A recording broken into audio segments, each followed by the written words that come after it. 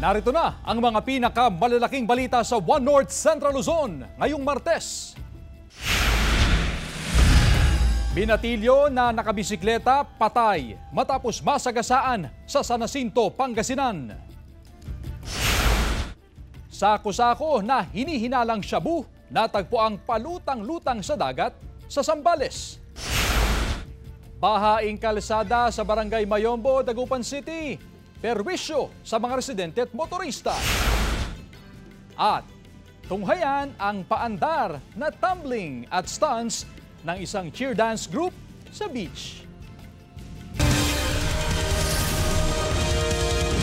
Ito ang GMA Regional TV, One North Central Luzon. Magandang hapon, ako si Chris Zuniga. Mga kapuso, perwisyo sa mga residente at motorista ang bahaing kalsada sa Barangay Mayombo sa Dagupan City. At para masolusyonan ang pagbaha, puspusan na raw ang halos sa 15 million pesos na halaga ng road, elevation at drainage project sa PNR Road. Yan ang balitang tinutukan live ni CJ Turida.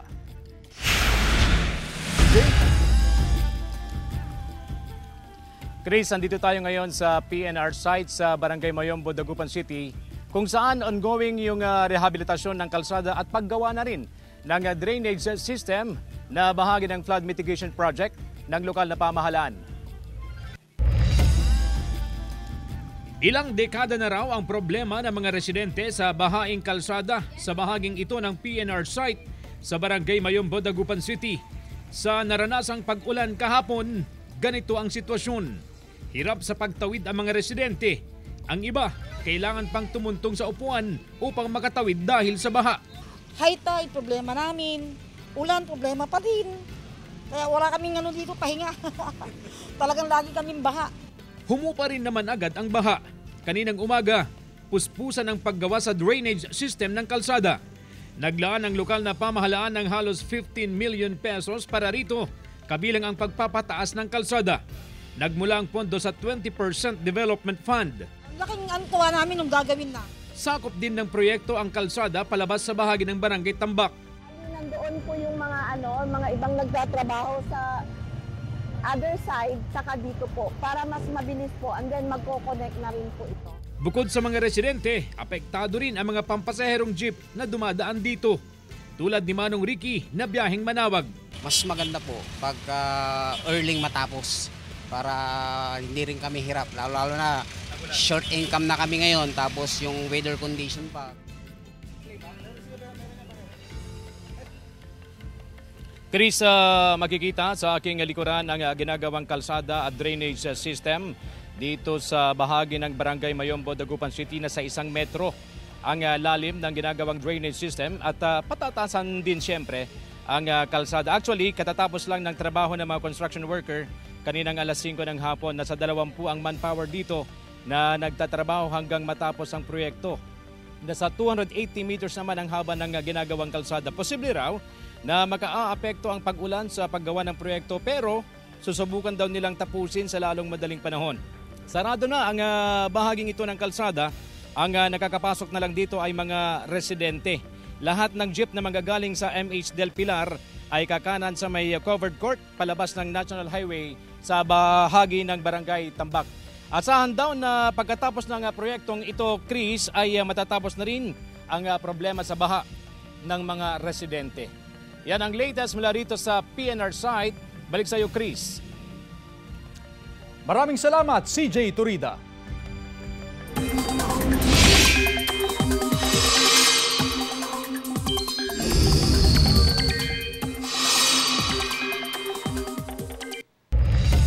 Mga kapuso, kahapon idineklara ng Pag-asa ang opisyal na pagsisimulan ng tag-ulan matapos maobserbahan ang kalat-kalat hanggang sa malawakang pag-ulan dahil sa habagat. Patuloy na nakakaapekto ang habagat sa Luzon habang nagbabalik naman ang epekto ng Intertropical Convergence Zone o ITZZ sa ilang bahagi ng Mindanao. Localized thunderstorms naman sa iba pang bahagi ng bansa. Base sa datos ng Metro Weather, may tsansa pa rin ng ulan sa halos buong Northern at Central Luzon. Malalakas pa rin ang buhos ng ulan sa ilang probinsya kaya maging handa pa rin sa banta ng baha o landslide. Posible rin ang ulan sa ilang pang bahagi ng bansa. Mga residente sa mga bahaing barangay sa Calasiao, Pangasinan, naghahanda na sa posibleng pagbaha ngayong tag-ulan. Balitang tinutukan ni Jewel Fernandez. Isa ang sitio subdivision sa Barangay Lumbang sa mga low-lying area sa Calasiao, Pangasinan. Ang residenteng si Nanay Delia, nakasuot na ng bota dahil maputik na umano sa daan dulot ng pag-ulan. Ang baha sa kanilang lugar tuwing tag-ulan umaabot pa raw hanggang dibdib. Yan talaga ang talagang taas ng tubig hanggang dito. Lahat ng mga gamit namin, inaakyat na namin. Si Nanay Valentina naman kapag may bagyo ay lagpas tao raw ang baha sa kanilang lugar. Balak na rin nilang ihanda ang kanilang bangka sakaling tumaas ang antas ng tubig sa ilog. Wala silang trabaho pag bumabaha. Nandiyan lang kami lahat. Kawawa naman yung mga bata pag wala silang hanap buhay. Bukod sa Barangay Lumbang, tinututukan din ng Calasiao MDRRMO ang ilan pang low-lying barangays. Yan ang mga barangay ng Talibao, Lasip, Mancop, Longos, Bunlag, Sungkoy, Banawang at San Vicente.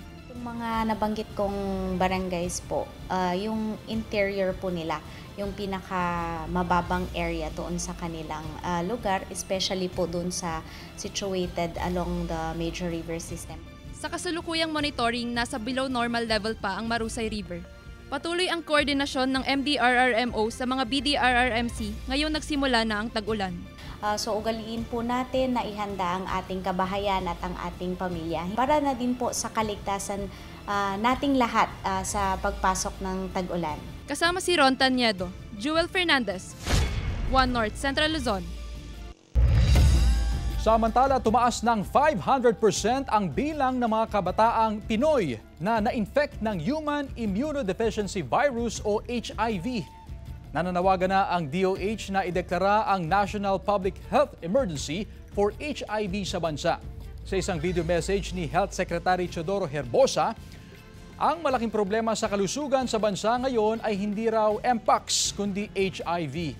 Edad 15 hanggang 25 ang karamihan sa mga tinatamaan ng HIV. Pinakabatang na diagnose ay 12 anyos.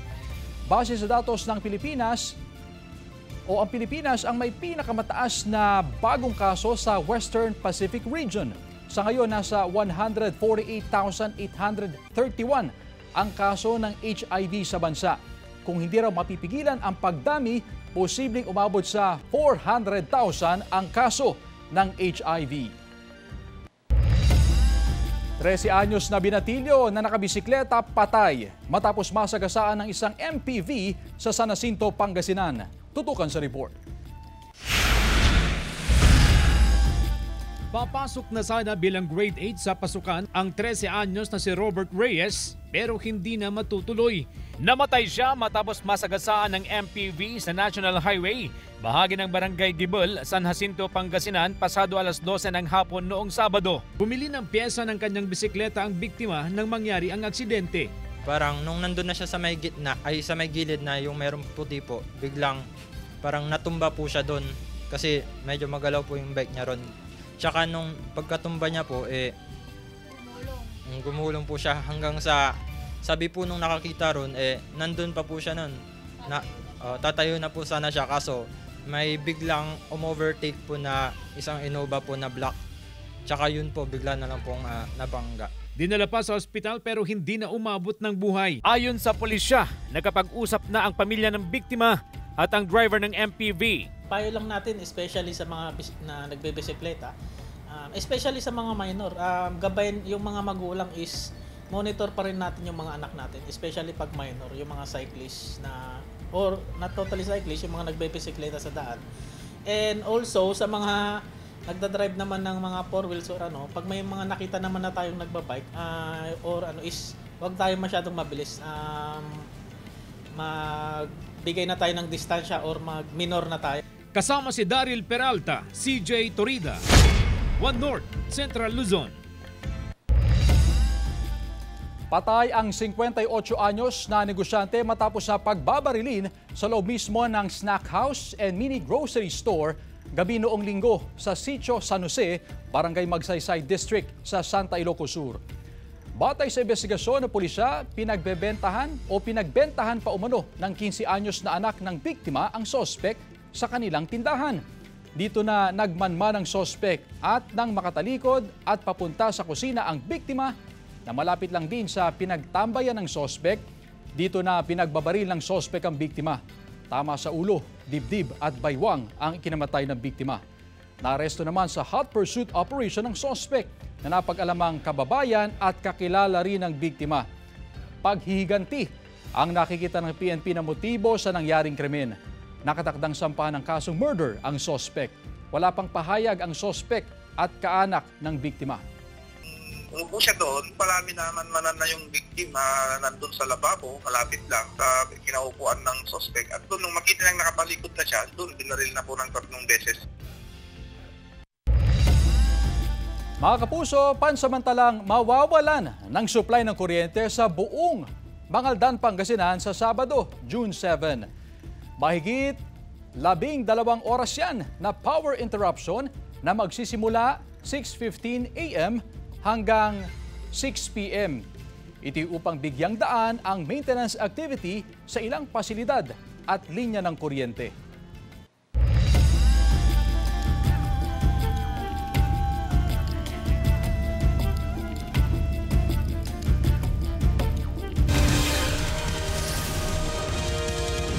Ito ang GMA Regional TV, 1 North Central Luzon.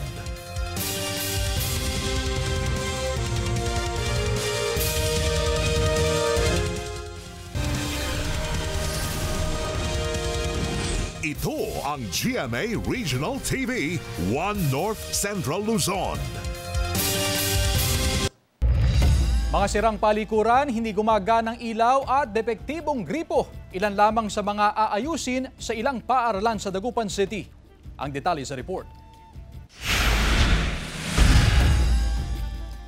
Sirang pinto ng palikuran. Sira at walang lumalabas na tubig sa mga gripo sa handwashing area. Matataas na damo at nagkalat na dahon sa paligid. Ito ang mga nais maayos at malinisan ng pamunuan ng West Central Elementary School 1 sa Dagupan City sa pagsisimula ng Brigada Eskwela 2025 sa June 9. Kaya ngayon pa lang, nananawagan na ang punong guro sa mga magulang at non-government organizations na makiisa sa aktibidad. Hinihiling ko na tayo'y tumulong para sa West Central Elementary School sa nalalapit na Brigada Eskwela, tumulong at makibayanihan sa ating paaralan. Sa classroom na ito, hindi na gumagana ang ceiling fan. Busted na rin ang ilang ilaw. Ilaw, electric fan, kulang. Lahat ng ito, tutugunan daw sa Brigada Eskwela 2025. Magkakaroon din ng repainting sa mga classroom at declogging sa mga alulod ng bubong. Puspusan ang pre-planning ng bawat paaralan para sa darating na pasukan.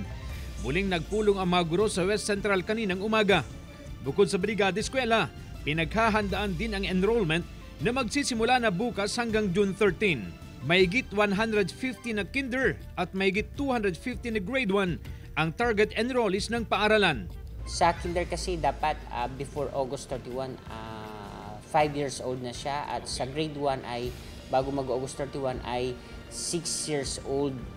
Inaasahan daw ang 1,700 hanggang 2,000 na bilang ng mga mag-aaral sa West Central Elementary School 1 ngayong school year. Kasama si Jing Dakanay, CJ Torida, 1 North, Central Luzon. Nagka-mpox ang 3 pasyenteng edad 15 pababa sa Cabanatuan, Nueva Ecija. Ayon sa City Health Office, magaling na ang 3 pasyente na pinag-isolate ng 3 linggo, pati na ang kanilang mga nakasalamuha. Wala raw travel history ang mga nasabing pasyente. Patuloy namang pinag-iigting ng lokal na pamahalaan ang safety protocols para hindi kumalat ang mpox sa Cabanatuan.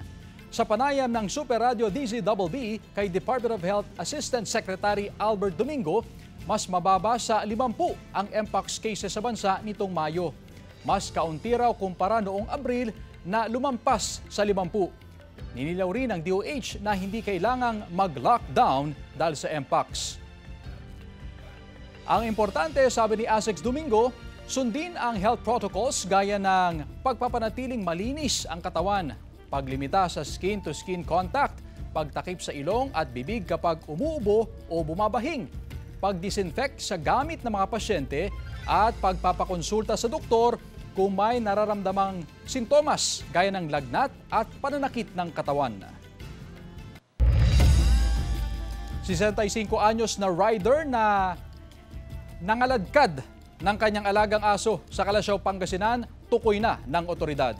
May follow-up report si Jubel Fernandez. Nag-ikot ang pamunuan ng Barangay Banawang sa Kalasyaw, Pangasinan kahapon upang matunton ang lalaking rider na nangaladkad ng alaga niyang aso. Nahanap nila ang lalaki sa isang barangay sa Dagupan City at napag-alamang isa pa lang senior citizen. Kasama ang mga kawani ng Kalasyaw Veterinary Office at PNP, kinausap ang lalaki at inamin niyang siya ang nakuhanan sa video. Tumanggi munang pangalanan ng pulisya ang lalaki. Pero ayon sa pahayag niya sa pulisya, alaga niya umano ang aso at hindi umano niya intensyon na saktan ito. Gusto niyang ilipat doon sa bahay ng anak niya. So itinali niya doon. Ang sabi naman niya, dahan-dahan lang siyang takbo ng motor niya. Yung una, nakakasabay daw yung aso. Pero later on, hindi pala niya napansin na nakakaladkad na pala yung aso. Dagdag pa ng rider, may nagsabi umano sa kanya na nakakaladkad na ang alagang aso kaya huminto siya at kinarga na ito pauwi. Ayon sa veterinary office, buhay umano ang aso at nagtamo ng kaunting sugat. Agad nila itong ginamot at nasa maayos ng kalagayan. Yung aso buhay naman at okay naman siya kasi may sugat siya sa paa, kabandage na. So malakas naman siya. Ayon sa municipal veterinarian, nasa kustodiya pa umano ng rider ang alagang aso at ipinaliwanag na rin sa kanya ang mga posibleng kaharapin na reklamo. Pag-aralan po natin, pwede po siya sa Animal Welfare Act po. Papasok po siya doon sa animal cruelty. Pero pinapaubayan na po namin sa municipal veterinarian po namin kung anong legal po na aksyon ang gagawin nila. Kasama si Ron Taniedo, Jewel Fernandez, One North Central Luzon. Siyam na sako na may lamang hinihinalang shabu ang natagpo ang palutang-lutang sa dagat na sakop ng Zambales. Nakita yan ng isang mangingisda ayon sa Philippine Coast Guard. Kinuha at dinala raw ang mga ito ng mangingisda sa isang barge sa Mariveles, Bataan at saka inireport sa Coast Guard. Sa pamamagitan ng Coast Guard K9 units, natukoy ang posibilidad na iligal na droga ang laman ng mga sako. Nakipag-ugnayan na ang PCG sa Philippine Drug Enforcement Agency para sa pag-turnover ng mga na-recover na sako.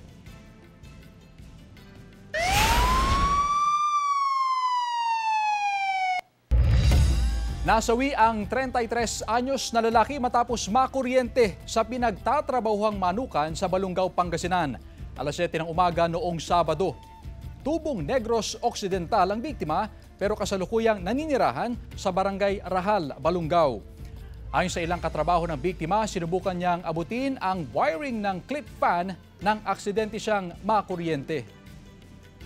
Isang lalaki naman ang natagpuang patay sa Maasin River na bahagi ng Barangay Malacapas, Dasol, Pangasinan, pasado alas 8 ng gabi noong Biyernes.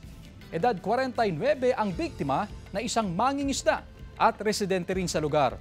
Ayon sa kaanak, nagpaalam ang biktima upang ayusin ang kanyang fishing net. Nakaranas daw ng hypertension ang biktima. Samantala, puspusan ang paghuli ngayon ng Poso Mangaldan sa mga kolorum na pedicab at tricycle driver. Nagsimula kahapon ang pag-iikot ng mga otoridad upang i-check ang mga pumapasadang sasakyan sa bayan. Kung makikitaan ang paglabag gaya ng hindi rehistrado, i-impound ito. Sa ngayon, nasa 500 pedicab at mahigit sa 1,000 ang rehistradong tricycle mula sa bayan. Tumaas naman daw ang naturang bilang mula ng higpitan ng otoridad ang paninita sa mga kolorum. Alinsunod din sa mga reklamo ng ating mga nakarehistro ng tricycle at pedicab dito ay sila na rin ang nakikiusap na sana ay matulungan na sila. Kaya puspusan ang ginagawa namin nang sa ganon maging patas ang pamumuhay.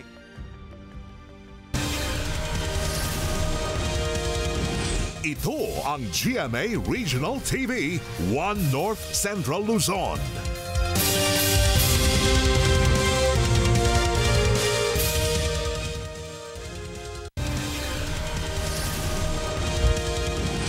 Ito ang GMA Regional TV, 1 North Central Luzon. Hindi pa man fully operational ang traffic lights sa Calasiao-Santa Barbara Junction, pinag-aaralan na ng Poso Calasiao ang posibleng adjustments na gagawin sa traffic signages sa lugar. Sisiguraduhin din nilang hindi makakasagabal sa daloy ng trapiko ang loading at unloading zones sa naturang lugar. Bagamat kumpleto na ang traffic lights, traffic counter, traffic signals at mga CCTV na magsisilbing vehicle detector, ongoing pa rin ang traffic study. Sa oras na matapos at maging fully operational na ang traffic lights sa naturang junction, magtatalaga pa rin ng traffic enforcer sa lugar lalo't sumisikip ang daloy ng trapiko tuwing rush hour. Wala pa yung sinasabi sa amin kung kailan mag-ooperate yun. Kaya pansamantala, doon pa rin sila yung mga poso, doon pa rin sila. Kalaboso ang 60 anyos na babae matapos maaktuhang nagnanakaw ng mga beauty products sa isang mall sa San Nicolas, Ilocos Norte nitong Sabado. Ang sospek ay taga Malabon sa Metro Manila. Sa investigasyon, napansin ng isang kawani na may 3 individual na kahina-hinala ang kilos sa loob ng kanilang tindahan. Agad namang ipinaalam sa store manager at agad na nireview ang CCTV footage. Ayon sa pulisya, nakita sa CCTV ang isang lalaki at isang babae na kumuha ng beauty products at isinilid ang mga ito sa shoulder bag. Ibinigay nila ito sa babaeng nahuli at dali-dali silang umalis. Nakuha sa bag ng naarestong sospek ang ninakaw na beauty products na nagkakahalaga ng 4,000 piso. Agad namang sinampa ng kasong pagnanakaw ang sospek. Wala pa itong pahayag.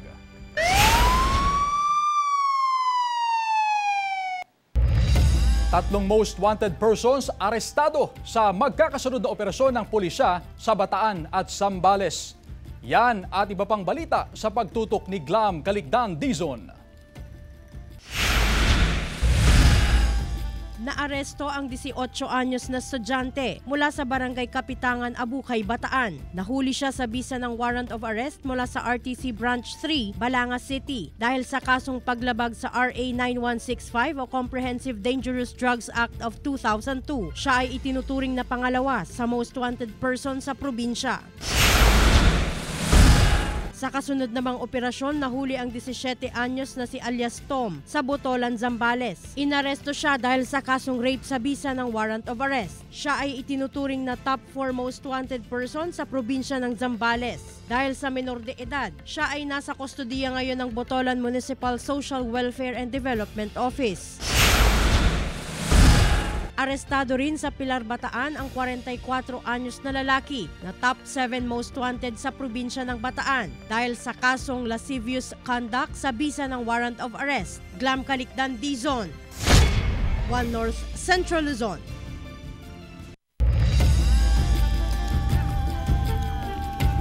Mga kapuso, beach trip lang sana pero hinaluan pa ng kakaibang trip sa La Union. Sa gitna ng buhangin, may stunts na parang nasa competition. Babala po professionals lang ang nakakagawa nito. Huwag gayahin ang pasampol. Para mga domino, pero imbes na natumba, sunod-sunod na nag-tumbling, tense across the board, pati na ang kanilang cheer toss. Sila ang members ng South Empire All-Stars Group. Binubuo sila ng current at naging mga miyembro ng sikat na cheer dance teams mula sa iba't ibang eskwelahan. Noong 2024 at ngayong 2025, back-to-back winners lang naman sila sa Co-Ed Elite Division ng National Cheerleading Championship. Kaya naman no sweat ang kanilang mini performance sa beach. 5.6 million views na ang video na yan. Samantala, mapapanood niyo po ang episode na ito at iba pang pinakahuling lokal na balita sa official website ng GMA Regional TV, www.gmaregionaltv.com. Pwede rin kayong bumisita sa aming official YouTube channel, GMA Regional TV, at i-click ang subscribe button para sa pinaka-maiinit na balita mula sa mga rehiyon. Nais din naming pasalamatan ang mga kapuso sa Hilaga at Gitnang Luzon, maging ang mga kapuso natin abroad. Dahil sa GMA Regional TV, local news matters. At yan ang mga pinakamalaki at pinakahuling balita sa Hilaga at Gitnang Luzon. Maraming salamat sa pagsama sa amin pati na ang mga kapuso sa ibang bansa na tumutok sa mga balita sa rehiyon. Ako po si Chris Zuniga. Kami, ang GMA Regional TV, One North Central Luzon. Buong puwersa para sa mas malaking misyon at mas malawak na paglilingkod sa bayan.